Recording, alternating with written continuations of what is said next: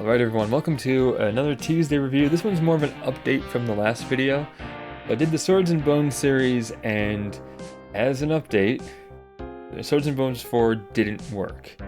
We had an issue, it got flagged as like malware and spyware kind of stuff, so I didn't feel comfortable playing it or trying to get it to work. It wouldn't work even after like uninstalling, re-downloading. So I re-downloaded just now, just right before recording this video, turned the game on, opened the file, and nothing got flagged. Everything was fantastic, so it looks like it's been resolved. So it's been fixed. I don't know if it was a Windows issue or a game issue, but something happened, and now everything is okay. Let's go ahead and look at the game, talk about the game, and show the gameplay. I keep this brief because it's not anything different than the other games, aside from a few different items in the shop, and instead of a double jump that you unlock a float, which was a little annoying at times because there were times I would hit the jump button and just press it for just a hair too long, and it's really easy to do. Instead of doing a full jump, it'd be like a jump, stop in the air to float, and you're not floating forwards, you're floating in one spot. And then not realizing I caused myself to float when I let go of the button, because it happened so quickly, and then I'd fail a jump. So you really have to make sure after you unlock the float that you just tap the jump button and don't press it for even a tiny bit too long, because you will float and it will mess up your jump. But once you get used to that, it's okay. Once I figured out what was happening, it's okay. But yeah, you get all your spells, your keys that you need to buy to unlock certain chests, as well as the ones you need to find, various upgrades to enhance your ability to teleport or to move past enemies, teleport past enemies, to defend, spells to a heal spell. That's also quite nice. I enjoyed that. That was very helpful. Meteor spell, Fairy Barrier, Stardust, various different spells to attack enemies, as well as the healing spell. Raise your max HP, raise your max MP, all the usual items in the previous games. So items to help you access new areas and get the trophies. That's also in here as well. So everything you know from the first 3 games, they're in this game. It is pretty much a lot of the same. Gameplay wise, it is pretty much the same. You've got same number of levels, same number of sections, same format. Complete it to get the crown.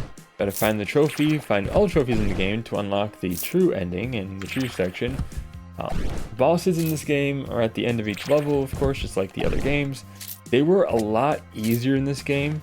So our character, she moves really fast like the rogue in the 3rd game, but she's got a much longer range of attack with her magic, so it's pretty much an easier time with the bosses, with the exception being the last boss, because the last boss is your friend. So premise of this game, as usual, every 500 years, unfavorable conjunction, demon world opens up, demon comes out, the shadow demon this time, and they possess our friend. They take control of our friend, and so at the end we have to fight our friend, and that's basically who the final boss is, at least the first time. And then once you go through and get all the trophies and you go through the usual brief section of each level, get to the final boss second time, and then you can actually attack the shadow demon that's possessing her and save your friend, save the day. And it's definitely a little bit different as far as control wise, but overall it's pretty much the same formula that all the Swords and Bones are. Just kind of continues the story of hey, another 500 years, another demon, another issue, we have to save the day, defeat the demon. You get the drill. So overall, they're not that varied, but they're fun games. So they're ones that you could actually play pretty quickly.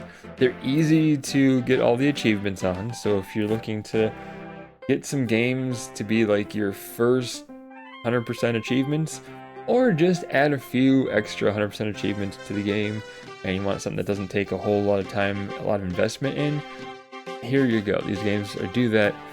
They are really good for that. They're also fun in their own right. Like I said, they're nothing really too complex. They're pretty straightforward games.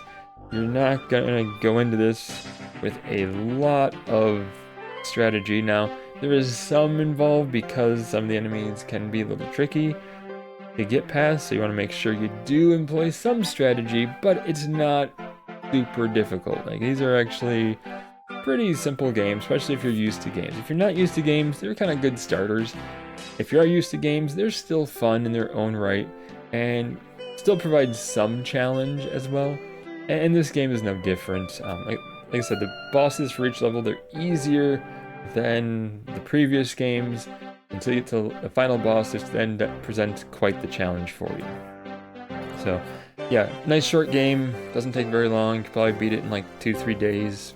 Maybe less if you just devote a whole day of just binging this game and playing through the whole thing. You could probably beat it in 1 day then. So, I do recommend it now that the issue is fixed, now that it's no longer flagging as potential spyware or malware. So, check the game out. I'll put a link in the description down below. But yeah, I'll link this to the previous video too, so anyone watches that one can go to this one and be like, update, this is what happened. So anyway, thanks for watching. Appreciate all of you. We will see you next time. Until then, stay awesome, and we will see you then.